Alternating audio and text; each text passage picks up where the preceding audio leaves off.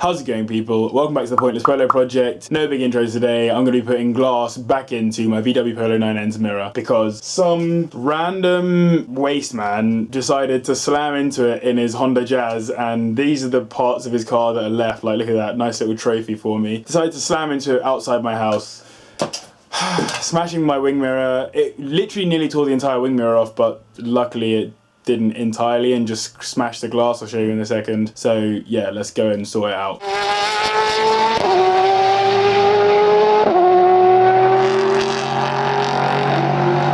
So here you can see it's been smashed, like literally ripped to shreds. It was already, if you saw my other video, obviously missing this bottom bit, and I'm going to replace it at some point when I do a full refresh of the car. But yeah, you can see that's ruined, and it's basically like looking at a hall of mirrors whenever I try and check if there's someone in my blind spot. So gonna fix that now. So here you go, for £8 I was able to buy this. It's just literally a replacement bit of glass. I'm not sure if it has the heated bits. Normally it comes with sort of these two little tabs on this little open area here, but yeah, £8, not bad at all. Would still have preferred it if the other guy paid though. So step one is to remove the previous one, so you want to get a nice little hand in there. Probably should be doing this with gloves just because obviously it's a little bit wrecked, and you just want to pop the previous one off. So it has a few tabs around the outside, you can kind of feel. There we go, so that pops off nice and easy. You want to then remove the two tabs in the back, so I'll spin that around for you. Just pull those out.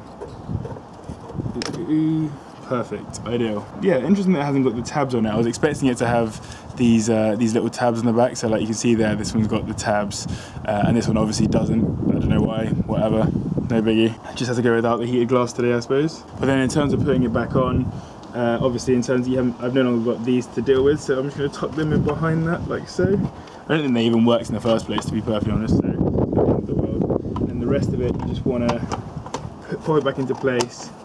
You should feel it kind of pop. Just want to give it a proper bit of pressure. Perfect. And so there you go, like it's just like literally a popping motion and it goes in perfect. The one bonus of not having this thing open is I can show you under here, kind of. I don't know if you can really see that, but it's kind of popped back into place fully. So you can see these sort of edges here. You can see where it's popped in. It's popped in around that side and it's popped in around the other side. All it took was a bit of pressure on it and it went straight back in. And as you can see now, the glass has been replaced, works perfectly. You can still move it around and stuff as you could before.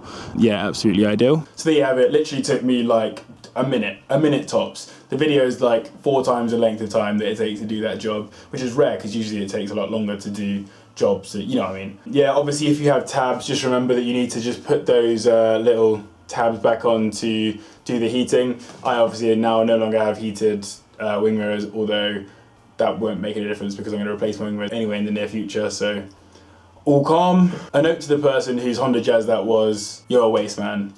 Remember to like, comment, subscribe, all that great stuff. I'll see you in the next one.